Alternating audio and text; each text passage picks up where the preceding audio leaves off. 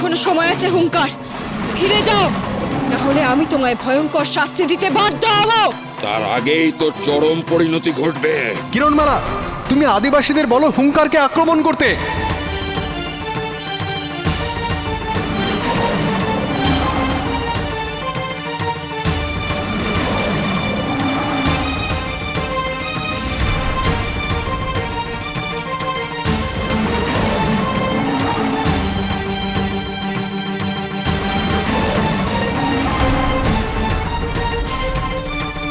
কেউ ভয় পাবে না, যাও তীরের ডগায় আগুন লাগাও।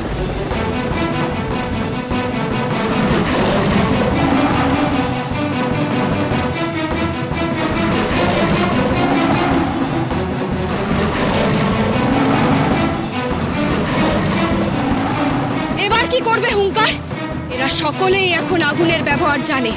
এই আগুনের বেড়া পেরিয়ে এদের আক্রমণ করো, দেখি তোমার কত ক্ষমতা।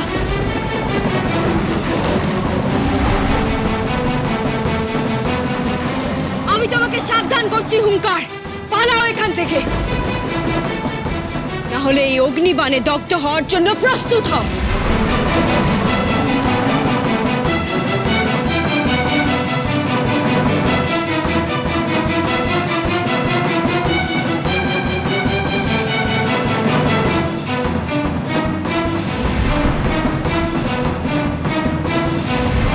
সবাই নিশানা করো, প্রস্তুত হও।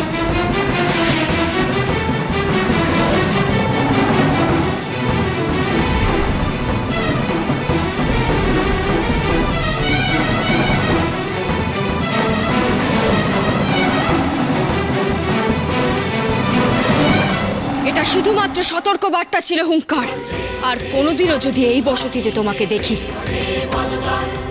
তাহলে আমার তীর কিন্তু লক্ষ্যভ্রষ্ট হবে না। তোর শনিতমণি আমার কাছে আছে কিরণমালা। দেখি দেখি তুই এই আদিবাসীগুলোকে নিয়ে কিভাবে সেই শনিতমণি উদ্ধার করতে পারিস। জেনে রাখ, তুই কোনোদিনও শনিতমণি উদ্ধার করতে পারবি না।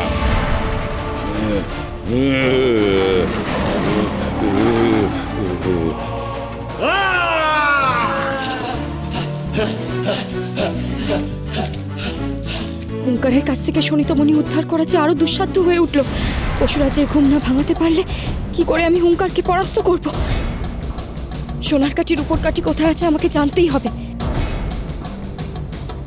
কিরণমালা, আমি আজকের মতো দিনের আলোয় ডুবে গেলাম। তোমার হাত থেকে আরও একটা দিন সময় কমে গেল।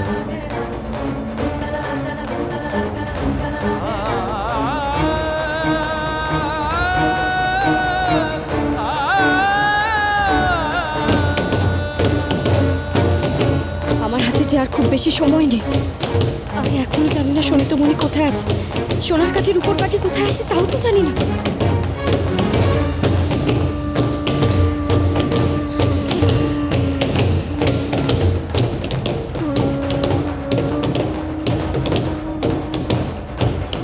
জাদু চাচিম কোথায়?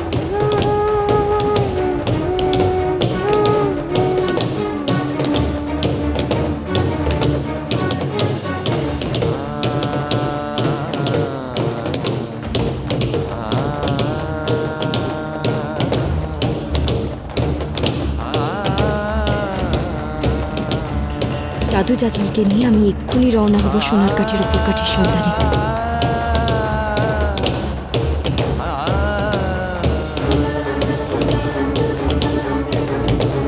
ওহে, থামো সবাই। কি হয়েছে তোমার? তোমাকে এত চিন্তিত লাগছে কেন?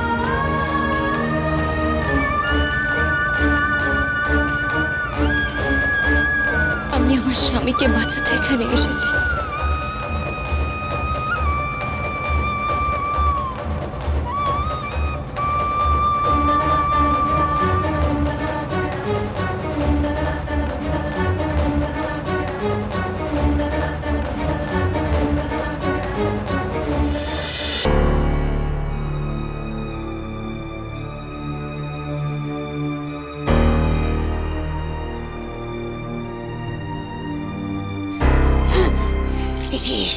বন্ধ হয়ে গেল কেন ওদের বাজনা?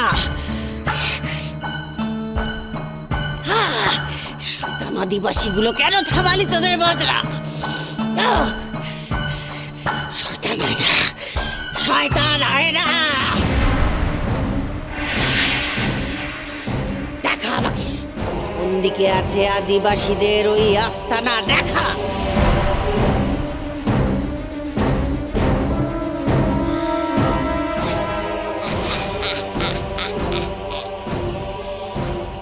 আমি আসছি কিরণমালা, আমি আসছি।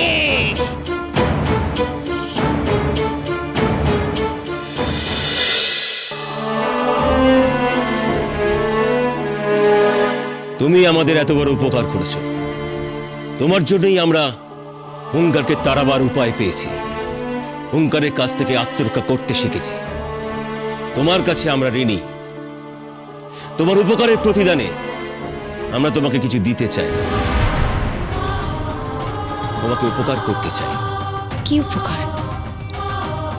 আমরা জানি ওই করাল বদনী ডাইনি সোনার কাঠি রূপোর কাঠি কোথায় লুকিয়ে রেখেছে। ওই কাঠি যদি তুমি একবার হাতে পাও, তাহলে পশুরাজকে জাগিয়ে তুলতে পারবে। কোথায় আছে সোনার কাঠির উপর কাঠি? আমায় বলুন।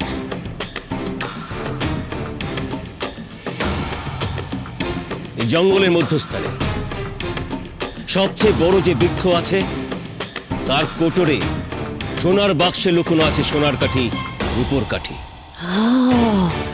জঙ্গলের মাঝখানে সবচেয়ে বড় বৃক্ষের কোটরে। সোনার কাঠি রাখতে হবে পশুরাজের মাথার কাছে, আর রূপোর কাঠি পায়ের কাছে। তবেই পশুরাজের নিদ্রা ভঙ্গ হবে।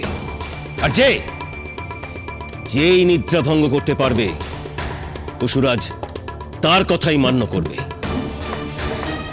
আমাকে সোনার কাঠির উপর কাঠির সন্ধানে যেতে হবে।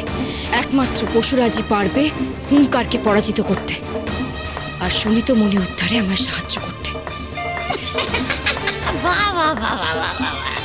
তুই সোনার কাঠির উপর কাঠি উদ্ধার করে আনবি, আর আমি বসে বসে তোকে আশীর্বাদ করব, তাই না?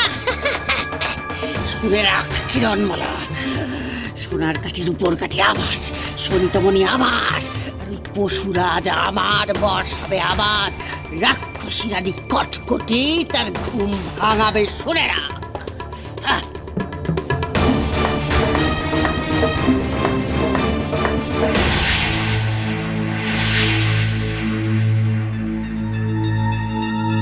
জাদুদণ্ড নিয়ে চল আমাকে এই জঙ্গলের মধ্যিখানে সবচেয়ে বৃহৎ বৃক্ষের সামনে।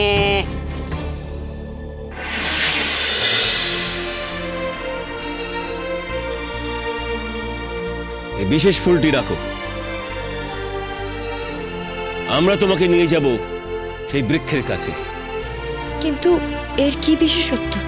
এই ফুলের সুগন্ধ করাল বদনী ডাইনি সহ্য করতে পারে না।